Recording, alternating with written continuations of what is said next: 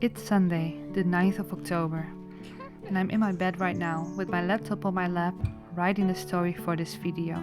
With the wooden windows wide open and the sound of crickets in the background, it is a good moment to go inward.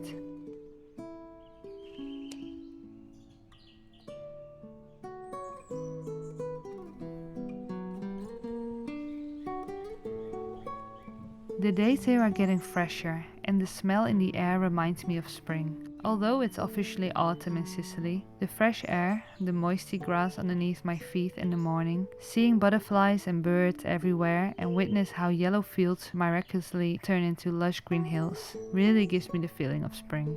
For me, these are magical moments and it takes me back to the place I grew up. It was hard for me to choose a storyline for this video, because so much has happened between the time I filmed myself picking figs and sitting here writing this story.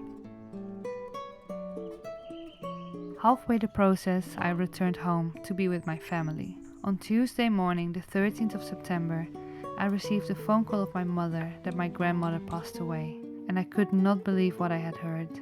I messaged her the week before to wish her a good time on the family reunion.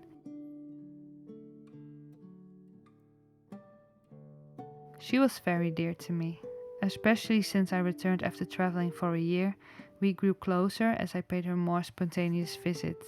When you are gone for a long time, you experience many different lessons, and one of them is that you get a clearer view on what really matters in life. During my travels, I learned how loneliness felt like, and with that I got to understand my grandma her loneliness a little bit. Since COVID made it worse, I decided to make us both feel less lonely. And this all sounds very Dutch, but I frequently passed by her flat, that is located at the sea, and waved to her from the dike, surprised her with tulips from a local farmer, and invited her at my garden where we enjoyed a delicious Dutch meatball. I met Veri in December that year, and in that time he prepared Thai food for Christmas with his mother, and my family got a package as a gift. I remember my grandmother sitting at the end of the table, enjoying her plate of Thai food in silence, and she saved the satay for last. This was also the first time she saw Veri, and it clicked straight away. Veri always says the biggest gift you can give someone is your time.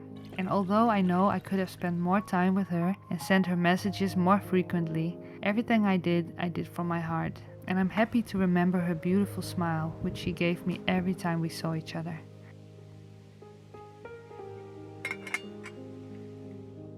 The week was full of different emotions. Seeing family, friends and their beautiful children after being away for 6 months is something I looked forward to for so long. From saying goodbye to my grandmother, to help cleaning up the apartment, having dinners with family and seeing my friends in between. You can probably imagine this was a very intense week, but also a very special one. During my world travel, I returned home twice. One time for the exact same sad reason. My other dear grandmother passed away. The second time was during Christmas, at the end of my travels, which 1 month later turned into traveling again. Each time I realized the importance of taking time for people and yourself. Although I know this, I again tried to combine everything in 1 week. I always end up with the exact same feeling. The feeling that I didn't give the people I love the time they deserve. With fond memories and images in my mind of a worthy goodbye to my grandmother, I return back home. Yes, you heard it right. Home.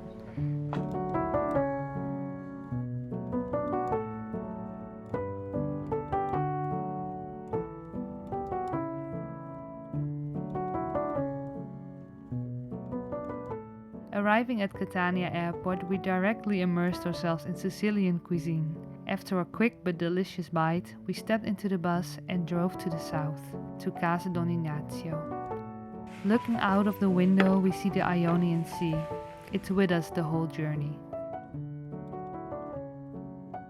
As we are passing through the hills of Val di Noto, we are having some stops in small villages. The doors open and we hear some kind and passionate Sicilian chatter. Yes, we are home.